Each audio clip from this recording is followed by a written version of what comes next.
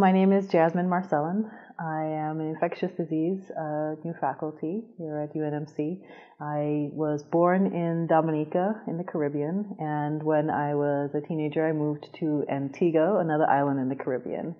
And I did my undergraduate studies at St. Mary's University in Halifax, Nova Scotia, and I went back home to Antigua to study medicine at American University of Antigua. From there, I did my internal medicine residency and my infectious disease fellowship at Mayo Clinic in Rochester, Minnesota. When I started medical school, I realized that I enjoyed the whole body and taking care of the entire patient as opposed to taking care of a specific organ system.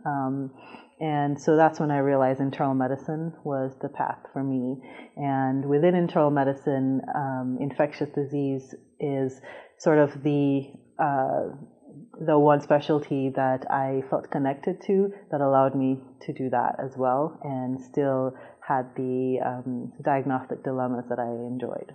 Some of the common infections that I treat are skin and soft tissue infections like cellulitis, people with abscesses, or sometimes more serious infections. I see people who have maybe bone and joint infections like knee or hip infections, and then people with respiratory infections such as pneumonias or other lung conditions. I see patients who have both common and uncommon infections with different organisms that most people have heard of or some people have never heard of.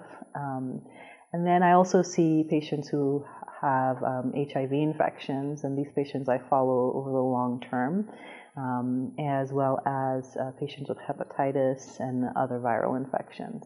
One of the important things that has to happen in the first part of a visit with a patient is just getting to know them, and that helps with continued visits over time. In my practice, I see a lot of patients in the outpatient clinic with who are HIV infected, and so these are long-term relationships that we have to set, and so it's important for both of us to feel at ease with each other during that relationship. So that first visit is important.